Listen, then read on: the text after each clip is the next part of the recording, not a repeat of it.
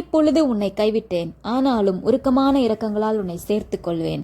இவ்வளோ வருஷங்கள், ஒரு 10 வருஷம் 15 வருஷம் இல்லை, அதை விட அதிகமான வருஷங்கள் ஒரு நன்மையுமே எனக்கு இல்லை. ஆண்டவர் என்னை கைவிட்டுட்டாரோன்னு நினைக்கிறீங்களா? கர்த்தர் உன்னை கைவிடலை. இந்த சோதனைக்குள்ளாக உன்னை அனுப்பினது முதல் இது வரைக்கும் உன்னை பார்த்து கொண்டே இருக்கிறார், உன்னை நினைத்து கொண்டே இருக்கிறார்.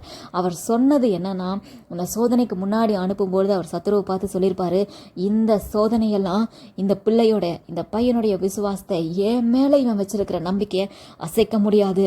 ஒரு நன்மையுமே இவன் இவ்வளோ வருஷமா நான் இவனுக்கு கொடுக்கலனாலும், வாழ்க்கையில முக்கியமான நன்மைகளா இவன் உலகம் நினைக்கிற எந்த நன்மையுமே நான் இவனுக்கு தரலனாலும் இவன் என்னை விட்டு போக மாட்டான். இந்த பையன், இந்த பிள்ளை என்னை விட்டு போக மாட்டான். இவன் எனக்காக நிற்பான்னு சொல்லிதான் அவர் உன் மேலே வச்ச அந்த நம்பிக்கையில உன்னை இந்த சோதனைக்குள்ள அவர் விட்டுருக்கலாம்.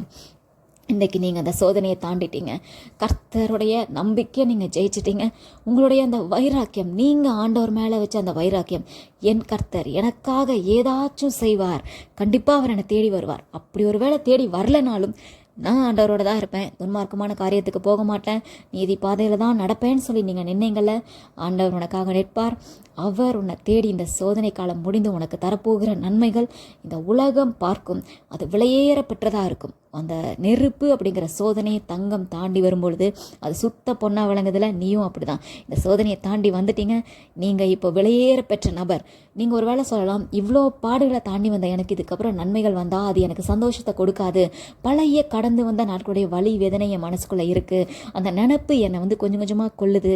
அந்த வலி, அந்த வேதனை, அந்த கடினமான வார்த்தைகள், என் மேலே போடப்பட்ட தவறான குற்றச்சாட்டுகள் என்னை ரொம்ப கஷ்டப்படுத்துது. அந்த வலி என்னை விட்டு மனசில் வலிக்குதுன்னு சொல்லலாம். ஆனால் கர்த்தர் உனக்கு தரப்போகிற அந்த நன்மை, இனி வரப்போகிற நன்மை இருக்குல்ல, அது உனக்கு பழைய நாட்களை, அந்த வலியை மறக்க வச்சிரும்.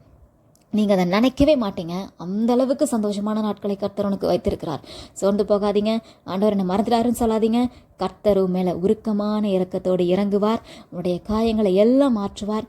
இனி உங்கள் வாழ்க்கையில் குறைவே இருக்காது.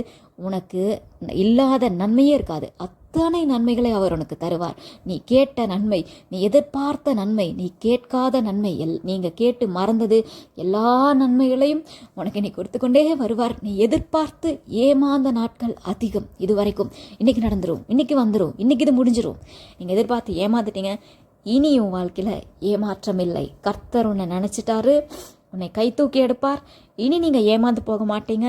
நீங்கள் எதிர்பார்க்கறதுக்கு முன்னாடியே நீங்கள் நினச்சி முடிக்கும் போதே அந்த நன்மை உங்கள் கையில் வந்துடும். அவர் உனக்கு உருக்கமான இரக்கங்களால் உனக்கு இறங்குவார், உனக்கு நன்மை செய்வார். உன்னுடைய சோதனை காலம் முடிந்தது.